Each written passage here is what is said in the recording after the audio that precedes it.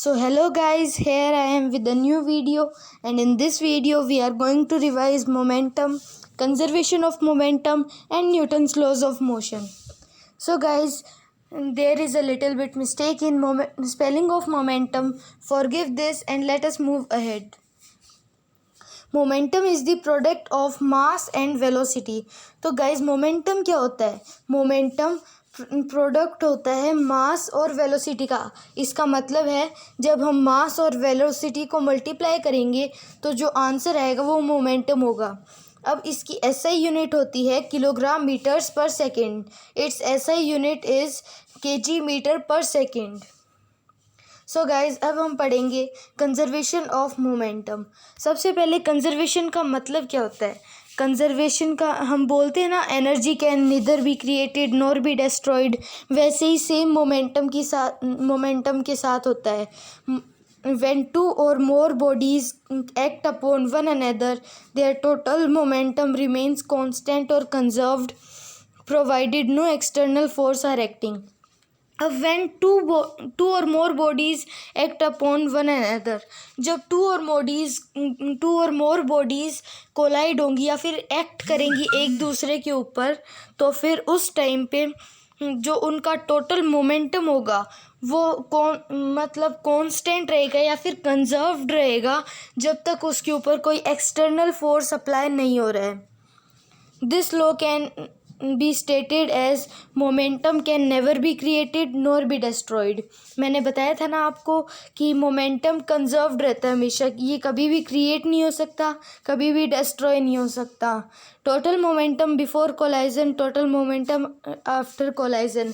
अब अगर ये कंजर्व्ड रहेगा तो फिर जो कोलाइजन होगा उससे पहले का मोमेंटम और बाद का मोमेंटम दोनों सेम ही रहेंगी, क्योंकि ये तो पूरे टाइम कंजर्व्ड है.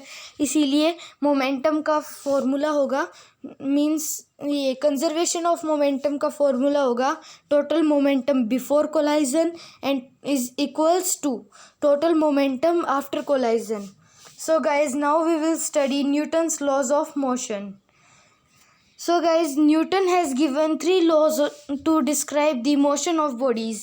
न्यूटन ने अपने 3 लॉज दिए थे जिससे उसने अपनी कोशिश की थी एक्सप्लेन करने की मोशन ऑफ बॉडीज़ को. These laws are known as Newton's laws of motion. अब इन लॉज को न्यूटन्स लॉज ऑफ मोशन बोला जाता है. अब हम Newton's first law of motion पढ़ेंगे.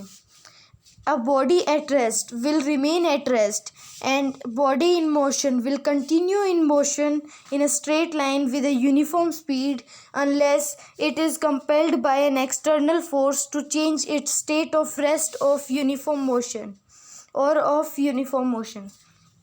तो फ्रेंड्स, यहाँ पे क्या बताया हुआ है? अ body at rest will remain at rest.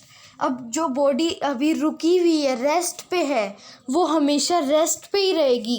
And the body in motion will continue in motion. अब जो बॉडी मोशन में है वो हमेशा मोशन में ही रहेगी in a straight line with a uniform speed. अब जो मोशन में है वो हमेशा, मान लो अभी कोई मीन्स कार चल रही है, वो हमेशा चलती ही रहेगी और उसी डायरेक्शन में चलती रहेगी, उसी स्पीड से चलती रहेगी unless it is compelled by an external force to change its state of rest of uniform motion. अब जब तक उसके ऊपर कोई एक्सटर्नल फोर्स नहीं लगेगा, उसका कोई स्टेट चेंज नहीं करेगा, तो फिर तब तक वो उसी चीज़ को फॉलो करेगी. अगर रेस्ट पे है तो रेस्ट पे रहेगी, मोशन में है तो मोशन में रहेगी. अब आप सोच रहे होगे कि जो कार चलती है उनको तो जाके कोई रोकता नहीं है, तो फिर वो अपने आप रुक क्यों जाती हैं?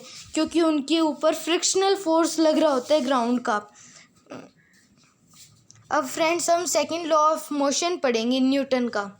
The rate of change of momentum of a body is directly proportional to the applied force and takes place in the direction in which force acts. The rate of change of momentum, जो momentum के change होने का rate होता है वो of a body is directly proportional, वो directly proportional होता है to the applied force and takes place in the direction in which force acts. जो चेंज ऑफ मोमेंटम का रेट होता है एक बॉडी का, वो डायरेक्टली प्रोपोर्शनल होता है जो अपन ने फोर्स अप्लाई किया है, अप्लाइड फोर्स। और ये कौन सी डायरेक्शन में मींस टेक प्लेस करता है, तो फिर ये डायरेक्शन उस डायरेक्शन में होता है जिस डायरेक्शन में फोर्स एक्ट्स करता है, and takes place in the direction in which force acts. तो फ्रेंड्स, अब हम पढ़ेंगे Newton's third law of motion. Whenever one body exerts a force on the another body, the second body exerts an equal and opposite force on the first body. तो friends, जब हम किसी body पे force लगाते हैं तो फिर वो बॉडी उतना ही फोर्स हमारे ऊपर भी लगाती है। ये न्यूटन का थर्ड लॉ था। We can also say to every action there is equal and opposite reaction. हम इस लॉ को ऐसे भी बोल सकते हैं, to every action there is equal and opposite reaction. अब इसका एक एग्जांपल लेके देखते हैं। जैसे कि हम एक वो हॉर्स कार्ट का एग्जांपल लेते हैं।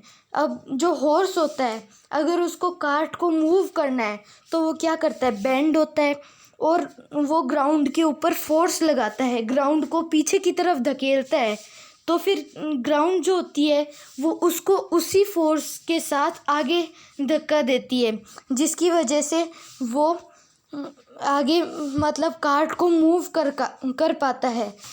तो फ्रेंड्स, अब हमने मोमेंटम, कंजर्वेशन ऑफ मोमेंटम और न्यूटन्स लॉज ऑफ मोशन, ये 3 टॉपिक्स को कवर कर लिया है।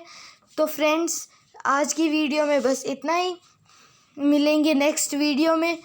So friends, if you are new in the channel, go and subscribe the channel and do not forget to hit the bell icon. So goodbye.